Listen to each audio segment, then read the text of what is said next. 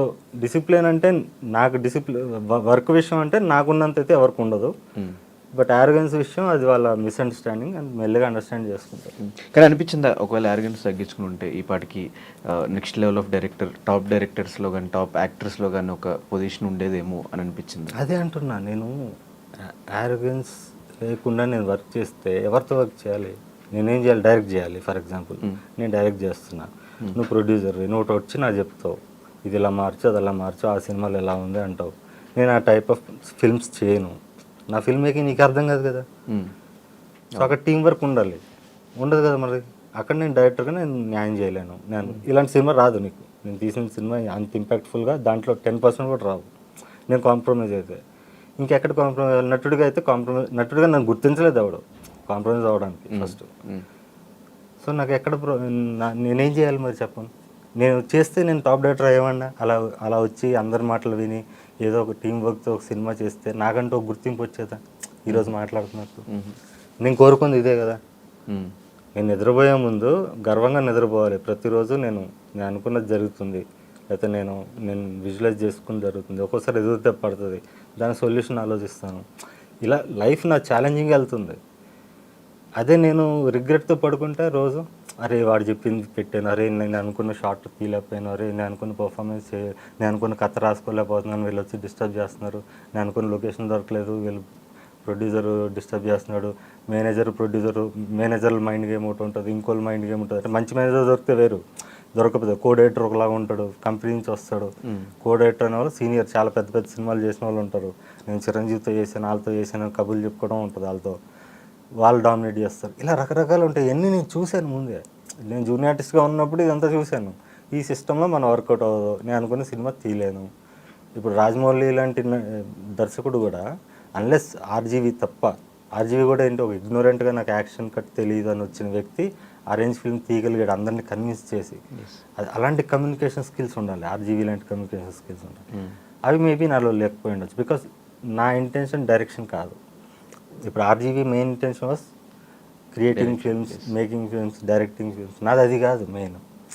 So అక్కడ నాకు work out అయ్యి ఉండకపోవచ్చు. కానీ ఇప్పుడు రాజమౌళి లాంటి డైరెక్టర్ కూడా ఫస్ట్ కాంప్రమైజ్ అయ్యి దర్శకత్వ పర్యవేక్షణలో సినిమా చేసిన సినిమానే స్టూడెంట్ నెంబర్ 1. తర్వాత ఆయన ఇండిపెండెంట్గా ఇండివిజువల్గా ఆయన ఎదిగాడు. సో అలాంటి సపోర్ట్ కూడా ఉంది. సో నేను అలా ఆ రేంజ్లో వెళ్ళాలంటే కష్టం, నా వల్ల అయ్యేది కాదు. Unless I have a proper psychological support and maybe great communication skills like RGV నాకు లేకపోయి ఉండొచ్చు. ప్లస్ ఆయనకు కూడా బ్యాక్గ్రౌండ్ ఉంది, వాళ్ళ ఫాదర్ కూడా ఒక sound engineer, senior sound engineer, Annapurna studio. నేను జూనియర్ ఆర్టిస్ట్ని కదా, నాకు ఎలా గుర్తుంది? కానీ ఎందుకు బ్రో అంటే స్టార్టింగ్ నుంచి తెలుగులో ట్రై చేయకుండా తమిళ వెళ్ళిపోయి తమిళ సైడ్ మొత్తం అంతా నేర్చుకుని టెక్నికల్గా అంతా అక్కడ ఎందుకు నేర్చుకోవాల్సి వచ్చింది? లేదు, దానికి నేను టీఎన్ఆర్ గారు ఎంట్రీ 146లో ఉంటుంది, దాంట్లో చెప్పాను, ఆ జర్నీ అంతా చెప్పాను. తమిళకి వెళ్ళాలని వెళ్ళలేదు, వెళ్ళాల్సిన సిచ్యువేషన్ వచ్చింది అలాంటిది. అండ్ ఐ ఫీల్ లైక్ ఇది ఒక కొత్తగా ఉంటుంది కదా. ఇప్పటివరకు తెలుగువాడు తమిళ్ రాకుండా తమిళనాడుకి వెళ్ళి 3 నెలల్లో సినిమా స్టార్ట్ చేసి సినిమా ఫినిష్ చేసి దాన్ని రిలీజ్ చేసి పెద్ద పెద్ద స్టార్స్తో చేయాల్సిన సినిమా ఒక ఇది వస్తుంది కదా అని దాంతో వెళ్ళాను. మన మీడియా గుర్తించాల. మన మీడియా దగ్గరికి వచ్చి చాలామందితో, మా ఫాదర్ కూడా ఎక్స్ జర్నలిస్టు, ప్రతి మీడియా కంపెనీకి వెళ్ళి ఆయన మాట్లాడారు కూడా, ఇంకో సినిమా ఇక్కడ తీసాక మాట్లాడదాం. సో అది కూడా ఒక వన్ ఆఫ్ ది రీజన్స్ నేను మీడియా పైన ఫైర్ అవ్వడానికి లాస్ట్ 4 years బ్యాక్. ఎందుకంటే దాని తర్వాత చాలామంది నన్ను గుర్తించి ముందుకు వచ్చారు. ఈరోజు ఇక్కడ ఉన్నంటే దానికి కారణం కూడా మీడియానే. నాకు 20 సంవత్సరాలు పట్టిందంటే కారణం కూడా వన్ ఆఫ్ ది రీజన్స్ కూడా మీడియానే ఒక పార్ట్లో. సో రెండు ఉన్నాయి, గుడ్ బ్యాడ్ రెండు మీడియా, అన్నిట్లో ఉంటుంది. మంచి చెడు అనేది నీకు సినిమా రంగం కానీ, కళారంగం కానీ, పత్రికా రంగం కానీ, రాజకీయ రంగం కానీ, నువ్వు ఏ ఫీల్డ్, క్రీడా రంగం కానీ, ప్రతి చోట కూడా గుడ్ అండ్ బ్యాడ్ ఉంటాయి. దీన్ని జనరలైజ్ చేసి చెప్పలేం. మీడియాలో ఎదవలు ఉంటారు, సినిమాల్లో ఎదవలు ఉంటారు, రాజకీయ నాయకులు ఎదవలు ఉంటారు, అక్కడ మంచి వాళ్ళు ఉంటారు, ఇక్కడ so those are there. But నేను అప్పుడు పెద్ద పెద్ద మీడియా హౌసెస్కి మా ఫాదర్ వెళ్ళి నా కొడుకు ఇలా తీసాడు, ప్రమోట్ చేయండి తనని, ఇక్కడ తెలుగులో ప్రొడ్యూసర్స్ ముందుకు వస్తారు అన్నప్పుడు ఒకళ్ళు కూడా ఇంట్రెస్ట్ చూపిలా, తన ఎక్స్ కొలీగ్స్ కూడా. సో నాకు అక్కడ అనిపించింది లైక్ మీడియాలో కూడా మార్పు రావాలేమో అనిపించింది. అందుకనే 4 సంవత్సరాల క్రితం నేను మాట్లాడిన సందర్భం కూడా, ఫ్రస్ట్రేట్ అవ్వాల్సిన సందర్భం కూడా ఇవన్నీ పనిచేసాయి నాకు. 2010లో జరిగిన ఇన్సిడెంట్స్ నుంచి నాకు పనిచేసి నేను ఫ్రస్ట్రేట్ అయ్యాను. కానీ ఒకప్పుడు మీరు చెప్పిన స్టోరీస్ అటు సూర్య గారికైనా మహేష్ బాబు గారికైనా ఇట్లా స్టార్ హీరోస్ అందరికీ స్టోరీస్ నచ్చినాయి. తర్వాత నేను అసలు స్టార్ హీరోస్ సినిమాలు చేయను అనే స్టేట్మెంట్ ఇవ్వడానికి రీజన్ ఏంటి? నేను అప్పుడు కూడా స్టార్ హీరోతో చేయాలని నాకు ఫ్యాంటసీ ఎప్పుడు లేదు. నేనే ఒక స్టార్ హీరో అని వచ్చినాడు. ఫర్ ఎగ్జాంపుల్ నా డ్రీమ్ అది. నాకు ఎందుకు ఉంటుంది ఒక ఫ్యాంటసీ? ఇప్పటికి ఎంత క్రేజ్ వచ్చిన తర్వాత ఇప్పుడు స్టోరీ చెప్పడానికి రెడీగా ఉన్నారా? ఎవరు స్టార్ హీరోస్కి ఎవరైనా యాక్టింగ్ వైపే ఉన్నావునా? ఇంకేం చెప్పాలి, నాకు ఇంట్రెస్ట్ లేదురా బాబు. నాకు ఏమీ లేనప్పుడు నేను జూనియర్ ఆర్టిస్ట్గా ఉన్నప్పుడే నాకు పొగరు, నేనే హీరో అవుదామని వచ్చాను. ఇంకా ఇంతకన్నా క్లియర్గా నేను చెప్తాను. అలాంటిది ఇప్పుడు నేను మళ్ళీ మీరు వెళ్ళి స్టార్ హీరో చెప్తారా అంటే, నాకు నటుడిగా గుర్తింపు వచ్చింది, నాకంటూ అభిమానులు ఉన్నారు, ఇప్పుడు పెరుగుతారు ఈ సినిమా తర్వాత. మళ్ళీ నేను ఎందుకు వెనక్కి వెళ్తాను? వెనక్కి వెళ్ళినందుకే అప్పుడే రిగ్రెట్ అయ్యాను. అది కూడా ఎందుకు వెళ్ళాల్సి వచ్చిందని ఆ ఇంటర్వ్యూలో చెప్పాను నేను. నాకు స్టార్స్ మీద ఎప్పుడు ఫ్యాంటసీ లేదు. వాళ్ళు కూడా మనుషులే, టాలెంట్ ఉన్న మనుషులు. వాళ్ళు నలుగురు ముందుకు వచ్చారు, వాళ్ళకి కొంతమంది సపోర్ట్ ఉండొచ్చు, ఎక్కువ మందికి. నాలాగా రాగా వచ్చిన వాళ్ళు చాలా తక్కువ మంది ఉండొచ్చు. ప్లస్ వాళ్ళకు కూడా ఎక్కడో చోట సపోర్ట్ ఉంటుంది. నాకు ఎవరో సపోర్ట్ లేకుండా ప్రపంచానికి ఈ సమాజానికి దూరంగా ఉండి నేను ఏదో చేసుకుంటూ నేను సమాజంలో గుర్తింపు తెచ్చుకుని నేను వచ్చాను. అండ్ ఈ డిజిటల్లో కూడా రిలీజ్ చేయొచ్చు అనే గట్స్ ఏంటి బ్రో? నాకైతే నేను దీంట్లో ఉంటుంది డైలాగ్ ఉంటుంది కదా, ప్రపంచం మొత్తం కాగితం చుట్టూ తిరుగుద్ది, కళన్నోడు చుట్టూ కాగితం తిరుగుద్ది అంటే దట్ ఈస్ మై ఐడియాలజీ, నా లైఫ్ స్టైల్ అది. So I never went behind money. So ఇప్పుడు నాకు నేను పెట్టిన డబ్బులు వస్తాయని నేను ఆలోచించేవాను కాదు. సినిమా కంప్లీట్ అవుద్దా లేదా అనే టెన్షన్ నాకు. కంప్లీట్ అయిపోతే ఇది ఎలా రిలీజ్ చేయాలి, జనాలు చూపించాలి, అది తప్ప నేను పెట్టిన డబ్బులు వస్తాయా, 3 నెలల తర్వాత వస్తే 3 నెలల తర్వాత రిలీజ్ చేస్తే వస్తాయి, ముహూర్తం ఇలా ఉంటాయి కదా క్యాలిక్యులేషన్స్. అది నాలో ఉండదు ఎప్పుడు కూడా, ప్రొడ్యూసర్గా కూడా. సో అందుకే నేను రిలీజ్ చేశాను. అండ్ ఐ ఫెల్ట్ లైక్ నేను ఫ్రీగా రిలీజ్ చేస్తే కూడా నేను పెట్టిన డబ్బులు నాకు వచ్చేటట్టు ఆడియన్స్కి అలాంటి కంటెంట్ ఉండాలి. ఆడియన్స్కి వాడు అరే సినిమా చూసి ప్రతి ఒక్కడు చలించిపోవాలి, ఈ సినిమాకి నేను పే చేయాలరా, నేను ఫ్రీగా చూసాను గిల్ట్తో. సో అలాంటి సినిమాలు తీయాలనే ఒక ఇది వస్తుంది మళ్ళీ నాకు, అదొక ఛాలెంజింగ్ టాస్క్. సో అది కూడా నాకు ఉపయోగపడింది ఆ విధంగా. సో ఈ సినిమా స్టార్ట్ చేసినప్పటి నుంచి థియేటర్ అనుకున్నారా, లేదంటే ఇది కూడా ప్రాపర్ థియేటర్? మీకు ఆ సినిమాలన్నీ నా మేకింగ్ వీడియోస్ చూడొచ్చు, చిన్న చిన్న కెమెరాలు పెట్టి తీసాను అవి.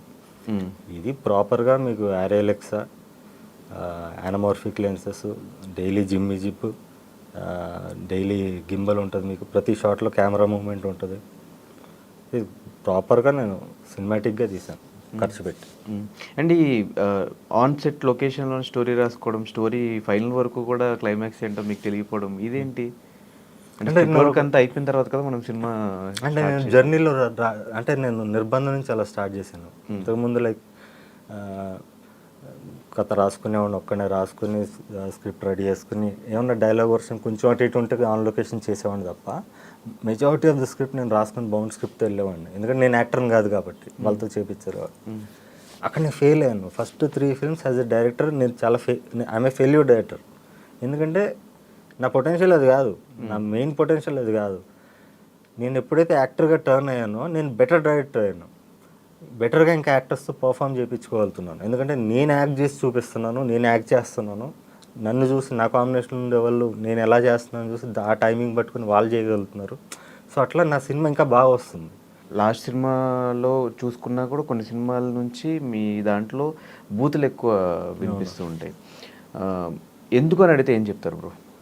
అది నేను ఆల్రెడీ చెప్పాను చాలాసార్లు. నేను అంటే భావస్వేచ్ఛ ఉంది నాకు ఇంటర్నెట్లో. భావస్వేచ్ఛను తప్పుగా చాలామంది వాడుకుంటున్నారు. రీల్ చేయడం, బూత్ అనేది టైంపాస్ కోసం సరదా కోసం మాట్లాడే వాళ్ళు అంటే నాకు చిరాకు. బూత్ అనేది ఒక ఎమోషన్ కోసం వాడితే తప్పులేదు. సరదా కోసం మాట్లాడేదాన్ని మనం స్క్రీన్ మీద చూపించాల్సిన అవసరం ఉంది. సో నాకు ఆ ఎమోషనల్ మూమెంట్లో నాకు ఆ కరోనా టైంలో నేను చూసిన ఇన్సిడెంట్స్తో లేకపోతే నేను విన్న ఇన్సిడెంట్స్ వల్ల నాకు అనుకోకుండా ఆ ఎమోషన్ వచ్చింది. ఆ ఎమోషన్ని సినిమా రూపంలో అలాగా చూపించాలి. నేను నిర్బంధం నుంచి చూస్తే దాని ముందు వరకు మీకు చెప్పినట్టు కలంతో రాసేవాడిని. నిర్బంధం నుంచి ప్రజానాడితో రాయడం మొదలుపెట్టాను. సో అక్కడికి వెళ్ళి నేను ఒక సీన్ అనుకుంటాను అంతే. సీన్ వెళ్ళి అది చేసేటప్పుడు నాకు ఏమనిపించిందో ఒక మనిషిగా, మామూలు మనిషిగా, లేకపోతే అవతలోడు క్యారెక్టర్ వాడేమనుకుంటాడో ఇలాంటి సిచ్యువేషన్ వస్తే మన సమాజంలో ఉన్న భాషని యాజిటీస్ చూపించాలని చెప్పి అది కూడా పర్సనల్ స్పేస్లో ఆడియన్స్ చూడాలి. యూట్యూబ్లో పర్సనల్ స్పేస్లో చూడగలుగుతాడు, వాడు ఇయర్ ఫోన్స్ పెట్టుకుని వాడు ఫోన్లో చూడగలుగుతాడు, ప్రతి ఒక్కరికి రీచ్ అవ్వాలని చెప్పి ఆ సినిమా చేయడం జరిగింది. దాన్ని కంటిన్యూ చేయాలి, ఆ ఫ్రీక్వెన్సీని కంటిన్యూ చేద్దాం థియేటర్కి వచ్చేవారు, కానీ మాంగళ్య వరకు చేశాను.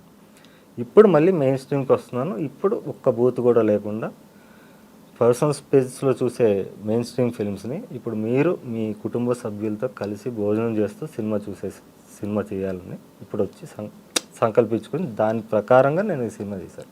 యాక్చువల్గా చెప్పాలంటే ఇదే నా హైయెస్ట్ పొటెన్షియల్. నేను ఆ బూతులతో నేను డైలాగులు రాయడమే నా స్టైల్ కాదు అది. ఎందుకంటే సరదాగా బూతులు మాట్లాడాలంటే నా చుట్టుపక్కల ఉన్న నాకు చిరాకు, నేను కూడా ఎక్కువ మాట్లాడను. నా మరీ కోపం వస్తే మాట్లాడతాను, మరీ ఆనందం ఇస్తే ఎక్కడో చోట ఒక చోట మాట్లాడతాను. సో ఫ్రీక్వెంట్గా బూతులు మాట్లాడే టైప్ కాదు, అలాంటి సమాజం కూడా నాకు ఎక్కువ ఇష్టం ఉండదు.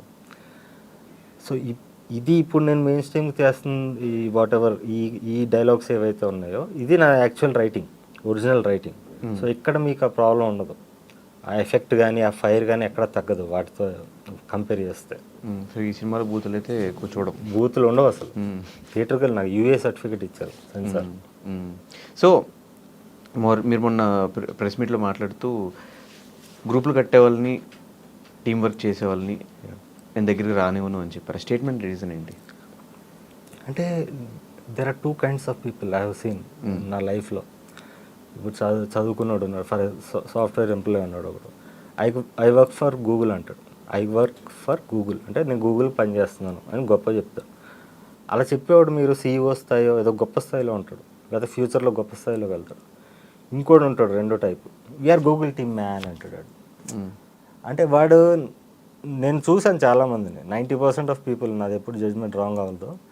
వాడు ఎలా ఉంటాడంటే అందులో ఏదో యూట్యూబ్లో తమ్నెయిల్ వేసేవాడు, ఏదో సింపుల్ జాబ్ ఉంటుంది వాడిది, దానికి వీఆర్ గూగుల్ టీమ్, ఇంకా తాగితే ముచ్చట్లు చెప్తారు కదా అట్లా చెప్తుంటాడు. వాళ్ళ లైఫ్ స్టైల్ అట్లా ఉంటుంది. అలాంటి వాళ్ళు సినిమాలో ఎక్కువ మంది ఉన్నారు, వాళ్ళు పారాసైట్స్. నేను ఊర్లో ఇప్పుడు షూటింగ్కి వెళ్ళినప్పుడు కూడా మా కొడుకు ఏం పని చేయట్లేదండి మీ సినిమాల్లో పట్టుకోండి, మొన్న ఒకటి పనికి మళ్ళీ ఇక్కడ ఉంటాడు సినిమాల్లో వెళ్ళి సక్సెస్ అయ్యాడు డబ్బులు వస్తున్నాయంట, ఇలా మాట్లాడుతున్నారు. And I have witnessed. అందుకే మీకు సక్సెస్ రేట్ కూడా 100% ఉండదు, 3% 4% ఎందుకు ఉంటుందంటే మిగతావి కూడా ఓ 6% 10% ఫెయిల్ అయినా కూడా వాడి గుర్తింపు వస్తుంది. మిగతా ఉప్మా సినిమాలు ఉంటాయి, ఎందుకుంటాయంటే వీళ్ళు ఉంటారు ఎక్కువ మంది పనికి మాలిన వాళ్ళు వచ్చి ఐఎమ్ గూగుల్ టీమ్ అనేవాళ్ళు. సో వాళ్ళ వల్ల నాలాంటి వాటికి 20 సంవత్సరాలు పట్టింది. ఇలాంటి మైండ్ సెట్ ఉన్న వీక్ పీపులే, ఏ టాలెంట్ లేని వాడే మనం అనే ముసుగులో బతుకుతాడు. నేను నుంచే మనం మొదలవుద్ది, అది ఈ సినిమాలో చెప్పాను, ఒక డైలాగ్ ఉంటుంది నెక్స్ట్ సినిమాలో వస్తుంది. నేను అనేది ప్రతి ఒక్కరు బిల్డ్ అవ్వాలి, స్ట్రాంగ్గా బిల్డ్ అవ్వాలి. ఇప్పుడు I work for I dream అంటే అది నువ్వు, నేను ఐ డ్రీమ్ పని చేస్తున్నాను అంటే నేను పని చేస్తున్నాను అంటే నాది ఒక స్థాయి ఉంది, దట్ ఈస్ ఇండిపెండెన్స్, ఇండివిజువాలిటీ. నేను ఐ డ్రీమ్ టీమ్ మేమంతా we are planning this, we are doing that అంటాడు ఒకడు, వాడు వీక్ ఫెలో. అలాంటి వాళ్ళ సినిమాల్లో ఉండడం సినిమా ఇండస్ట్రీకి మంచిది కాదు నా ఫీలింగ్. సో నేను ఎప్పుడు కూడా ఇండివిజువల్ 1-to-1 ఉంటాను ప్రతి మనిషితో, యాక్టర్స్తో కానీ టెక్నీషియన్స్తో కానీ 1-to-1 ఉంటాను. ఈ గ్రూపులు కట్టే వాళ్ళతో ఎప్పుడు కూడా ప్రాబ్లం. ఇప్పటికీ ప్రతి సినిమాకి కూడా ఎవడో ఒకడు 10% వైరస్ వస్తుంది, మనకు తెలియకుండా వస్తుంది కదా, వాళ్ళకు కూడా ఎడ్యుకేట్ చేస్తాం, అయితే ఉంటారు లేకపోతే పోతారు. అలాగే ఇంకో మాట, Chiranjeevi is an emotion, Chiranjeevi గారు అని మీరు ఒక ఎగ్జాంపుల్ చెప్తున్నప్పుడు అందరూ most of the people comments పెడుతున్నారు అల్లు అర్జున్ గారిని ఉద్దేశించే చెప్పారు ఈ మాట అని చెప్పి. ఏం జరిగింది అసలు? నేనేం చెప్పాను? ఇప్పుడు ఫర్ ఎగ్జాంపుల్ అల్లు అర్జున్ గురించి అనుకుందాం, నేనేం చెప్పాను? నెగిటివ్ చెప్పాను? నెగిటివ్ చెప్పలేదు. ఆయన చెప్పిన కాంటెక్స్ట్ వేరు, ఆ సందర్భం వేరు, వేరే అయి ఉండొచ్చు. నేను చూడలేదండి మొత్తం కూడా, అయ్యో మీమ్స్ వస్తుంటాయి ఆ సందర్భం వేరే ఉండొచ్చు. మీరు అది ప్రతిదానికి ఆపాదించకండి. ఇప్పుడు ఆయన ఎందుకని ఉంటాడు, ఎవరైనా డిస్రెస్పెక్ట్గా మాట్లాడితే అలా మాట్లాడకూడదు, గారు అనాలి, మర్యాద ఇవ్వాలరా అని చెప్పి ఉంటాడు. నేను మాట్లాడిన కాంటెక్స్ట్ ఏంటి? నాకు చిరంజీవిని చూసాక సినిమా చూశాను, చిరంజీవి నా 4 ఏళ్ళ వయసులో చిరంజీవి నన్ను ఇన్స్పైర్ చేశాడు అని అంత గొప్పగా నేను ఇంతకుముందు టీజర్ లాంచ్ అప్పుడు మాట్లాడితే దానికి కమెంట్స్ పడుతున్నాయి కింద, రే చిరంజీవి గారు అన్నారు, చిరంజీవి గారు అన్నారు. అందరూ చూస్తే అల్లు అర్జున్ మాటలు ఆ స్పీచ్ని ఫాలో అవుతున్నారు. అరే అలా ఫాలో అవ్వకండి, సందర్భం బట్టి ఉంటుంది. ఆయన కాంటెక్స్ట్ వేరు, ఈ కాంటెక్స్ట్ వేరు.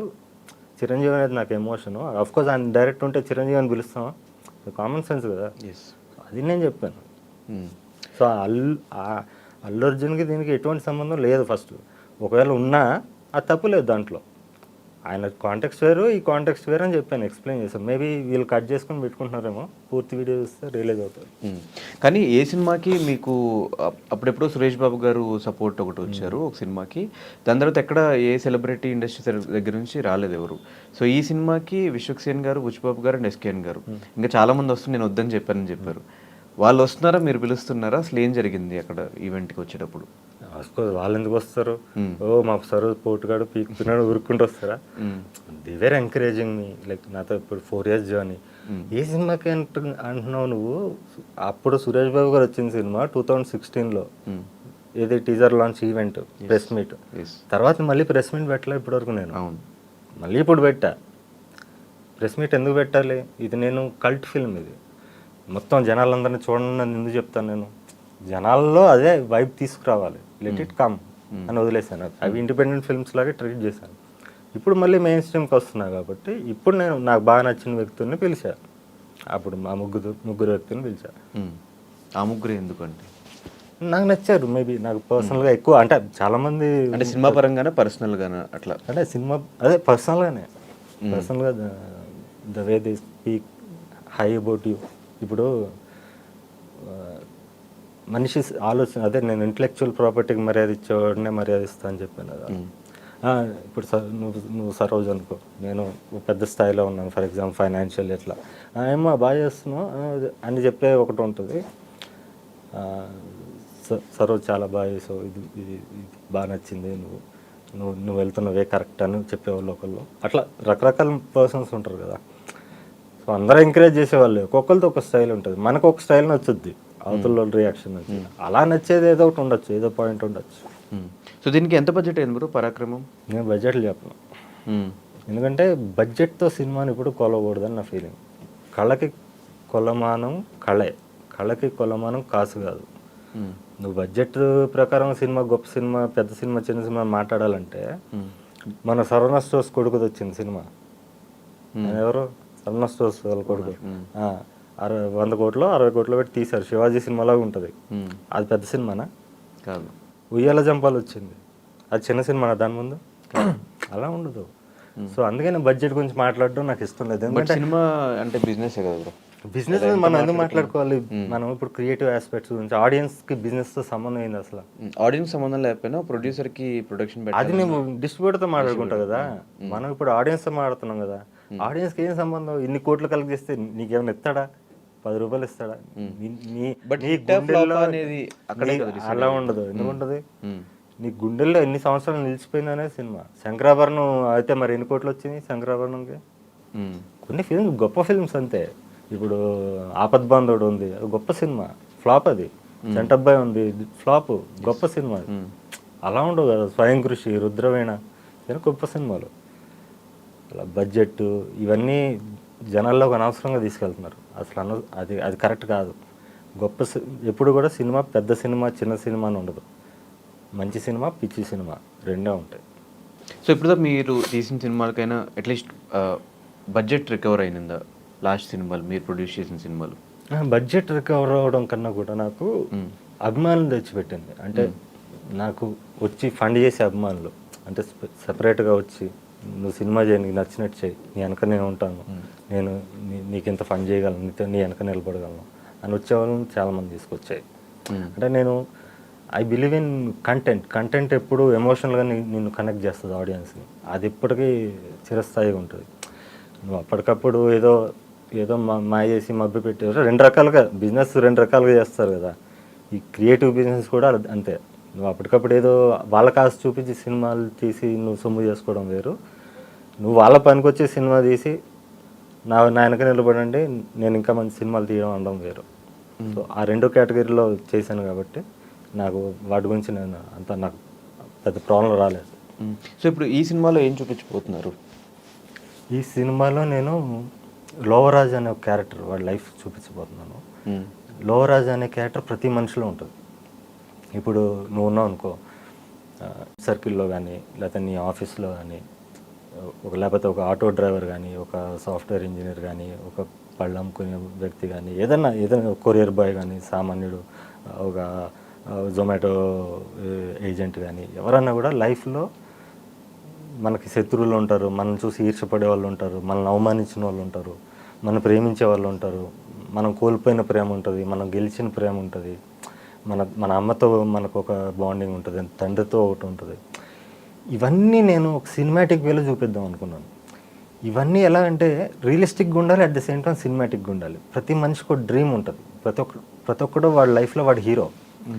వాడితో నేను ఎలా ట్యాకిల్ చేశాను, వీటితో ఎలా చేశాను అనుకుని వాడు వీటితో ఎలా చేయాలి అనుకునే బతుకుతుంటాడు. అలాంటి విలన్స్ని నీ రియల్ లైఫ్లో చూసే నీ విలన్స్ని సినిమాటిక్ వేలో విలన్స్ చేసి నిన్ను సినిమాటిక్ వేలో హీరోని చేసి నీ ప్రియురాలనో నీ భార్యనో నీ ప్రేయస్నో వాళ్ళని సినిమాటిక్ వేలో హీరోయిన్స్ చేసి అమ్మని సినిమాటిక్ వేలో అమ్మని చేస్తే ఎలా ఉంటుందో అది ఈ సినిమా. సో దీనికి కూడా సపరేట్ ఇన్స్పిరేషన్ స్టోరీ ఉన్నట్టుంది.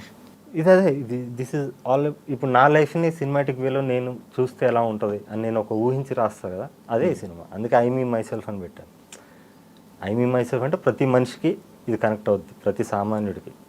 నా సామాన్యుడి మైండ్ సెట్టే కాబట్టి నా లైఫ్లో నేను చూసినవి, లేకపోతే నేను సమాజంలో ఉన్న నాలాంటి వాళ్ళు ఎంతోమంది చూశారు అని తెలిసినవి లేకపోతే గ్రహించినవి అవన్నీ ఒక సినిమాటిక్ వేలో ప్రజెంట్ చేయాలి అని లోవరాజ్ అనే ఒక క్రికెటర్, ఒక గల్లీ క్రికెటర్, వాడు ఒక నాటకాలు వేసుకునేవాడు, కళాకారుడు, రంగస్థల కళాకారుడు. వాళ్ళ లైఫ్ ఎలా ఉంటుంది, వాళ్ళ స్వాగ్, కామన్ మ్యాన్ స్వాగ్ ఒకటి ఉంటుంది. అదొక్కడే హీరోలో బతకాలనుకుంటాడు కదా, నువ్వు క్రైమ్ చేయకుండా బతకాలనుకుంటాడు. ఇప్పుడు స్మగ్లింగ్ మీద సినిమాలు ఉంటాయి, పెద్ద పెద్ద సినిమాలు ఉంటాయి, అవి చూసి ఎంజాయ్ చేస్తాం కానీ వాళ్ళలాగా బతకాలనుకోం. అరే స్మగ్లర్ అవ్వాలనుకుంటాడు ఎవడన్నా, చాలా తక్కువ మంది, ఏదో ఒక 1000 మంది 1,00,000 మందిలో ఒకటో వేరే దారిలోకి అవుదాం అనుకుంటాడు తప్ప. కానీ లోవరాజ్ అనే క్యారెక్టర్ ప్రతి ఒక్కడు కనెక్ట్ అవుతాడు. ఎందుకంటే వాడు క్రిమినల్ కాదు, వాడు క్రైమ్ చేయడు, వాడు ఇంకా రిస్క్ చేయడు. రిస్క్ లేకుండా లైఫ్లో హీరో ఎలా అవ్వచ్చు అనేది చూపిస్తాడు వాడు. ప్లస్ నేను ఈ సినిమాలో చాలా సోషల్ ఎలిమెంట్స్ కూడా చెప్పాను. I believe in centric ideology. Centric ideology అంటే ఈరోజు దేశం రైట్ అండ్ లెఫ్ట్గా విడిపోయింది. ఈరోజు దేశం కానీ ప్రపంచమే రైట్ అండ్ లెఫ్ట్గా విడిపోయింది. నేను స్కూల్లో 6th క్లాస్లో ఉన్నప్పుడు ఒక స్కూల్లో జాయిన్ అయ్యాను. నేను 12 స్కూల్ మారాను 10వ తరగతి వరకు, అందులో వన్ ఆఫ్ ది స్కూల్స్ అది. అక్కడ జాయిన్ అయినప్పుడు ఒక 2-3 డేస్ తర్వాత ఇద్దరు పిలిచారనమాట. వాళ్ళిద్దరు పక్కన ఇంకో నలుగురు ఉన్నారు మా క్లాస్మేట్స్. ఒకటి పేరు అశోక్, ఒకటి పేరు రవి. అందుకే వాళ్ళ పేర్లు పెడుతుంటాను ప్రతి సినిమాలో నేను. అయితే ఒకడు అంటాడు, అరే నువ్వు అశోక్ గ్యాంగా రవి గ్యాంగా, వాడు మన గ్యాంగ్ వీడు మన గ్యాంగ్ అని ఇద్దరు మార్కెటింగ్ చేసుకుంటున్నారు. వాళ్ళిద్దరూ ఇలా స్మైల్ ఏదో పెద్ద లీడర్ లాగా ఫీల్ అవుకుంటూ ఇద్దరిని చూసాను. నాకు గలీజ్ అనిపించింది. అరే వీళ్ళేంటి వాళ్ళకి వెనక వాళ్ళకి భజన చేసుకోవడం, వీడేంత పెద్ద ఏదో అచీవ్మెంట్లో ఫీల్ అవుతున్నారు, చిల్లరగా అనిపించింది. అన్న నేను మీ ఇద్దరు గ్యాంగ్ కాదు, నేను ఒక గ్యాంగ్ పెడతా, మీ ఇద్దరు జాయిన్ అయిపోయిన నా దాంట్లో అన్న అక్కడి నుంచి స్కూల్లో నన్ను ఇంకా అక్కడి నుంచి నన్ను అదే టార్చర్ పెట్టడం మొదలుపెట్టారు. సైకలాజికల్ టార్చర్, ఎగతాళి చేయడం. వాళ్ళిద్దరు ఒకటి అయిపోయారు తర్వాత. But I was happy, okay final వాళ్ళిద్దరు ఒకటి అయ్యారని. అండ్ 3 monthsలో స్కూల్ మారిపోయాను, వేరే పరిస్థితుల్లో మారాల్సి వచ్చింది. అది నాకు ఎప్పటికి గుర్తుంది. ప్రతి మనిషి ఎందుకు ఇలా ఆలోచించడం అనిపించింది. ఈరోజు నువ్వు రైటా లెఫ్టా అంటే చాయిస్ నువ్వు రైట్ లెఫ్ట్ ఎందుకు తీసుకోవాలి? నువ్వు బీ సెంట్రిక్ ఐడియాలజీ అని ఒకటి ఉంది కదా. రైట్లో ఉన్నది ప్రతి ఒక్కటి రైట్ కాదు, లెఫ్ట్లో ఉన్నది ప్రతి ఒక్కటి రైట్ కాదు. అలా రైట్లో ఉన్నది ప్రతి ఒక్కటి రాంగ్ కాదు, దీంట్లో ఉన్నది ప్రతి ఒక్కటి రాంగ్ కాదు. దీంట్లో మంచి ఉంది, చెడు ఉంది, దీంట్లో మంచి ఉంది, చెడు ఉంది. ప్రతి ఇజంలో కూడా నీకు హిందూయిజంలో తీసుకో, ఏదైనా ఏ ఇజం అన్నా తీసుకో, అంబేద్కరిజం తీసుకో, ఏ ఇజంలో అన్నా కూడా ప్రతి దాంట్లో గుడ్ ఉంటుంది, బ్యాడ్ ఉంటుంది. ఎందుకంటే అది ఒక మనిషి వాడు రచించింది, వాళ్ళైతే వాడు సృష్టించింది, వాడు అవలంబించింది, మనం ఫాలో అవుతున్నాం. అలా కాకుండా నువ్వు అన్నిట్లో మంచి తీసుకొని, కమ్యూనిజంలో కూడా మంచి ఉంది, చెడు ఉంది, అన్నిట్లో మంచి తీసుకొని నువ్వు నీకంటూ ఒక ఇజం ఎందుకు డెవలప్ చేసుకోకూడదు అనే ఒక ఉద్దేశం ఫస్ట్ నుంచి ఉంది. అది యూత్లో మనం తీసుకెళ్ళాలి. సెంట్రిక్ ఐడియాలజీ ఎలా తీసుకెళ్ళగలం అంటే ఇలా క్లాసులు బిక్తే అర్థం కదా వాళ్ళకి. మాస్గాడికి ఏమర్థం, అరే అన్నేమో చెప్తుంటారు లైక్ కూడా అని కొట్టిపోతాడు వాడు. వాడి భాషలో చెప్పాలి, సినిమాటిక్ వేలో చెప్పాలి అని నా ఐడియాలజీ ఈ సినిమాలో ఉంటుంది. చాలా విషయాల్లో పొలిటికల్ ఐడియాలజీ కానీ, లేకపోతే హ్యూమన్ ఐడియాలజీ కానీ, లేకపోతే మన చుట్టూ ఉండే కుళ్ళుబోతలకి మనం ఎలా వాడికి గుణపాఠం నేర్పాలి, లేకపోతే మనం చూసి ఈర్చపడేవాడికి ఎట్లా గుణపాఠం నేర్పాలి, మనల్ని ఎదిరించేవాడిని ఎలా ఎదుర్కోవాలి, ఇలా రకరకాల ఆస్పెక్ట్స్ని సినిమాటిక్ వేలో చూపించాం. సో ఇక్కడ నుంచి సినిమాలు నెక్స్ట్ చేయబోయే సినిమాలన్నీ కూడా మీ డైరెక్షన్లో ఉంటాయా, లేదంటే వేరే వాళ్ళు ఎవరైనా స్టోరీస్ చెప్పినా కూడా చేయడం రెడీగా ఉన్నారు? ఇది చాలా పెద్ద స్ట్రెయిన్ఫుల్ జాబ్ నేను చేసే జాబ్. అంటే ఐఎమ్ లక్కీ ఇనఫ్, ఇప్పటివరకు నాకు హెల్త్ ప్రాబ్లమ్స్ కూడా ఏం రాలేదు. నాకేంటంటే వేరే వాళ్ళ డైరెక్షన్లో చేయాలని, మంచి డైరెక్టర్స్ నన్ను అప్రోచ్ అవ్వాలి నటుడిగా, వీళ్ళ సినిమాలు చేసుకోవాలి, నేను నటుడిగా ప్లస్ మల్టీ క్రాఫ్ట్స్. ఎందుకంటే నేను డైరెక్షన్ చేస్తే నాకు అర్థమైపోయింది, వేరే వాళ్ళు వేలు పెడితే నేను చేయలేను, 1% ఉన్నా కూడా నాకు మనసు ఒప్పుకోదు. నేను మల్టీ క్రాఫ్ట్స్ సంవత్సరానికి ఒక సినిమా చేయాలి, నేను మార్కెట్లో ఎస్టాబ్లిష్ అయితే ఇప్పుడు వచ్చాను కాబట్టి. ప్లస్ నేను బయట సినిమాలు చేయాలి, సంవత్సరానికి 2-3 సినిమాలు చేయాలి, నటించాలి, అంటే లీడ్ రోలే, only lead role. Plus mass film చేయాలి, రకరకాల జానర్ ఫిల్మ్స్ చేయాలి, యాక్ట్ చేయాలి. ప్లస్ ఫైనల్లీ మాస్ ఫిల్మ్స్ ఉండాలి, జనాలకి ఉర్రూతలు ఊహించే ఫిల్మ్స్ ఉంటాయి కదా, ఎక్సైట్ చేసే ఫిల్మ్స్, అలాంటి ఫిల్మ్స్ ఉండాలి, అలాంటి జానర్స్ చేయాలని ఉంది. ఏదైనా ఒక సినిమాలో మంచి క్యారెక్టర్ ఇస్తే దానికి కూడా రెడీ పెద్ద సినిమా అలా నాకు వచ్చింది, చాలా వచ్చినాయి. లీడ్ రోల్గా కూడా వచ్చాయి 2 సినిమాలు అయితే నేను చేద్దామని లాస్ట్ మూమెంట్ వరకు వెళ్ళి వచ్చేసాను వెనక్కి. ఇప్పుడు ఏంటంటే నేను నటుడిగా ఎస్టాబ్లిష్ అయితే నాకు చాయిస్ ఎక్కువ ఉంటుంది, నాకు మార్కెట్ ఉంటే కొంచెం reasonably already prove and directors కానీ, లేకపోతే కొంచెం మంచి ప్రొడక్షన్ హౌసెస్ కానీ, మంచి ఫిల్మ్ మేకర్స్ కానీ వస్తారు. సో మీ దృష్టిలో సినిమా అంటే ఓన్లీ థియేటర్లో చూసేదా, అది ఓటీటీ అయినా డిజిటల్ అయినా సినిమానేనా? దేంట్లో చూసినా సినిమానే, కానీ థియేటర్లో రిలీజ్ అయితే డబ్బు వస్తుంది, నువ్వు ఇంకా ఎక్కువ సినిమాలు తీయచ్చు. అంతే తప్ప నాకు యూట్యూబ్లో ఉన్న క్రేజ్, ఇప్పుడు థియేటర్లో రిలీజ్ చేసిన అదే క్రేజ్ ఉంటుంది, రేపు ఇన్స్టాగ్రామ్లో చూసిన అదే క్రేజ్ ఉంటుంది. ఇన్ ఫ్యూచర్లో థియేటర్స్ లేకపోవచ్చు ఒక 10 years 20 years తర్వాత. సో థియేటర్ అనేది ఒక యూట్యూబ్ అనేది ఒక ప్లాట్ఫామ్. థియేటర్లో వచ్చిన ప్రతి ఒక్కడు చిరంజీవి కాదు, యూట్యూబ్లో వచ్చిన ప్రతి ఒక్కడు కూడా ఏదో టిక్టాక్ స్టార్ కాదు. అదే ప్లాట్ఫామ్, ఆ ప్లాట్ఫామ్లో సైన్స్ ఉంటుంది, ఎంటర్టైన్మెంట్ ఉంటుంది, నీకు ఫిల్మ్ మేకింగ్ ఉంటుంది, రకరకాల ఆస్పెక్ట్స్ ఉంటాయి. నా యూట్యూబ్లో నేను చూసిన ప్రతి ఒక్కడు కూడా ఈ సినిమా థియేటర్లో రావాల్సిన సినిమా అని, ప్రతి సినిమా ఫీల్ అవ్వాలి అనే తీసాను, వాళ్ళు అలాగే ఫీల్ అయ్యారు. ఇప్పుడు థియేటర్కి వస్తున్నాం. ఇప్పుడు ఆ కష్టం అంతా ఎలా అనిపించింది? అంటే చిన్న చిన్న కెమెరాస్తో ఎప్పుడు షూట్ కావాలంటే అప్పుడు పెట్టేసుకుని అట్లా చేయడం, జర్నీ అంతా ఎలా అనిపించింది బ్రో? ఎంజాయ్ చేశాను, రెండు ఎంజాయ్ చేశాను. సేమ్ అలాగే ఉంటుంది ఇంచుమించుగా. ఇప్పుడు కూడా పెద్ద డిఫరెంట్ ఎక్విప్మెంట్ వచ్చింది, ఇప్పుడు సపోర్ట్ టెక్నీషియన్, ఇప్పుడు కెమెరామెన్, కొంచెం కెమెరా వర్క్ తగ్గిందేమో కదా? అదొక్కటే తగ్గింది. మా కెమెరామెన్ గారు స్పెషల్ థ్యాంక్స్ చెప్పాలి. 100%లో పౌర్ణమి ఇలాంటి సినిమాలు చేసిన కెమెరామెన్ ఆయన. అసలు ఆయన ఫ్యామిలీ అని చెప్పాలి నాకు. ఎందుకంటే ఈ సినిమాతో 14 years బ్యాక్ అనుకున్నాం చేయాలని కలిసి. నేను మొదటి సినిమా చేసినప్పుడు ఆయన ఇండస్ట్రీ నుంచి నాకు ఫోన్ చేసి, ఓ టెక్నీషియన్ మనం చేయాలి సరోజ్ గారు అన్నారు ఆయన. అప్పటికే ఆయన 100% లవ్ చేస్తున్నారు, పెద్ద సినిమా చేస్తున్నా కూడా ఆయన అంటే క్రియేటర్గా ఈజ్ అ డిఫరెంట్ పర్సన్. అప్పుడే అనుకున్నాను నాకు బడ్జెట్ ఉండి నేను మళ్ళీ డిఓపి, అప్పుడే డిఓపి లేదు, నేను డిఓపిని పెట్టుకుని చేస్తే ఈయనతో చేయాలనుకున్నాను. ఆయన ఈ సినిమాకి వచ్చి ఆయన రెమ్యునరేషన్ కూడా తీసుకోకుండా, మీరు రావాలండి మెయిన్ స్ట్రీమ్కి, మీకు నేను ఎప్పుడు సపోర్ట్గా ఉంటాను, మీరు మీలాంటి క్రియేటర్ టాలెంట్ వేస్ట్ అవ్వకూడదని వెనక నిలబడి ఆయన ముందుకు తీసుకెళ్ళాడు. ఆయన ఎక్స్పీరియన్స్ కూడా చాలా యూజ్ అయింది నాకు ఈ సినిమాకి. సో ఈ మధ్యన ఈ పాన్ ఇండియా సినిమాలు ఎక్కువైపోతుంది, పాన్ ఇండియా కూడా కాదు, మల్టీ లాంగ్వేజ్లో కాంటెంట్ ఇంకొంచెం ఎక్కువ మందికి చెప్పాలి అని చెప్పేసి. సో మంచి కంటెంట్ మీరు తీసుకున్నప్పుడు ఈ సబ్జెక్ట్తో ఏమన్నా అలాంటి ప్లాన్స్ ఏమైనా చేయాలనుకున్నారా స్టార్టింగ్? నేను అదే తమిళ్ తెలుగు అనుకున్నాను ఇది. అంటే తమిళ్లో నాకు ఆల్రెడీ మాంగళ్యం కూడా రీచ్ అయింది, ఒక సెక్షన్ ఆఫ్ ఆడియన్స్ ఉన్నారు. బట్ అదే ఇది ఫస్ట్ ఇప్పుడు తెలుగు చేద్దాం, ఇంట గెలిచి రచ్చ గెలుద్దాము, కంగారు వద్దు, దీని తర్వాత ఇమీడియట్గా తమిళ్ చేద్దాం అనుకుంటున్నా. థియేటర్కల్ వితిన్ 2-3 weeksలో 1 week చాలు తమిళ్ డబ్బింగ్. 2-3 weeksలో ప్లాన్ చేసి చేద్దాము అని ఒక ప్లాన్ ఉంది, ఇక్కడ సక్సెస్ బట్టి. ప్లస్ ఓటీటీలో అలాగ మల్టీ లింగ్వెల్ కదా ఫ్యూచర్లో మనం ఓటీటీకి వచ్చినాం.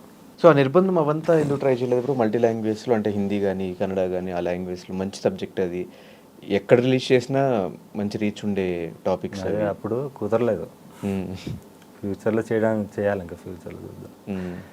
ఇంకా వాటిని అదే నేను అవి ఏంటంటే ఇవన్నీ నిర్బంధం ఇవన్నీ కూడా అప్పుడు నాకు అప్పటికప్పుడు అనిపించింది, నేను తీసాను. అంటే ఒక సామాన్యుడికి అనిపించినవన్నీ నేను సినిమాగా తీసాను అప్పుడు. అంటే ఒక కామన్ మ్యాన్, అదే చెప్పాను కదా, సెంట్రిక్ ఐడియాలజీ, న్యూట్రల్ పర్సన్ ఎలా రియాక్ట్ అవుతాడో అదంతా నేను సినిమాగా చూపించేసాను, 3 సినిమాల్లో చూపించాను. ఇప్పుడు కూడా అలా చూపిస్తున్నాను. బట్ ఆ స్వేచ్ఛ ఉండదు నాకు. ఆ స్వేచ్ఛ లేకపోయినా పర్లేదు, ఎందుకంటే ఇదే నా బెస్ట్ అని ఇందాక అది కూడా చెప్పాను, క్లారిటీ ఇచ్చాను. సో ఆ నిర్బంధం 1-2 అనేవి నేను అంత సీరియస్ తీసుకోలేదు. మాంగళ్యంకి వచ్చేసరికి దీన్ని ఇంకా ప్రమోట్ చేద్దాం, అది యూత్కి బాగా రీచ్ అవుద్ది అని చేశాను. అలాగే రీచ్ అయింది కూడా. ఇది కంపారిటివ్లో ఇంకా రీచ్ అవ్వాల, ఇంత ఒక సెక్షన్ ఆఫ్ పీపుల్ కోసమే. సో ఇది ఏ టార్గెటెడ్ ఆడియన్స్? ఇది మొత్తం పిల్లా పాపలతో, అవ్వాతాతలతో కూడా చూడాలి సినిమా. మీ నాయనమ్మ తాతయ్యల ఇంట్లో పెద్దవాళ్ళు ఉంటే కూడా వాళ్ళు కూడా ఎంజాయ్ చేస్తారు ఈ ఫిల్మ్ చూసి. సో క్రికెటే ఎందుకు తీసుకున్నారు అంటే ప్లాట్గా? అది కూడా మంచి క్వశ్చన్ అది. అసలు ఇందులో క్రికెట్ అనేది పెద్ద డీప్గా ఉండదు. చాలామంది ఇది క్రికెట్ గురించి ఏమో అనుకుంటారు, క్రికెట్ తెలియని వాళ్ళు. అసలు క్రికెట్ తెలియని వాళ్ళకి కూడా బాగానే వస్తుంది. క్రికెట్ కాదు ఇందులో, క్రికెట్లో ఉండే ఎమోషన్, వాళ్ళ మధ్య కాన్వర్జేషన్స్ ఉన్నాయి కదా, ఈ టీజర్లో కూడా చూస్తుంటారు. దాంట్లో ఉండే ఎమోషన్, వాళ్ళ పర్సనల్ గ్రడ్జ్ కానీ రివెంజ్ కానీ ఇలాంటి ఎలిమెంట్స్ ఉంటాయి తప్ప క్రికెట్ గేమ్ గురించి డీప్గా నేను తీయలేదు. నిజంగా అలా ఉంటాయి ఇప్పుడు మేక తలకాయ కోసం క్రికెట్ మ్యాచ్లు ఆడుకుని అలా ఉన్నాయా? అదే ఊహ, చందమామ కథే. చందమామ కథ రియలిస్టిక్గా మన ఇంటి చుట్టుపక్కల. అదే నీకు ఆ డౌట్ వచ్చింది కదా, ఆ డౌట్ వచ్చిందంటేనే బెట్టింగ్స్ ఓకే, బాల్ నువ్వు కొను, బ్యాట్ నేను తీసుకోవచ్చు, ఇదంతా ఓకే, కానీ మేక తలకాయ కోసం అదే దానికి రీజన్ ఉంటుంది. సినిమా చూస్తే అర్థం అవుతుంది.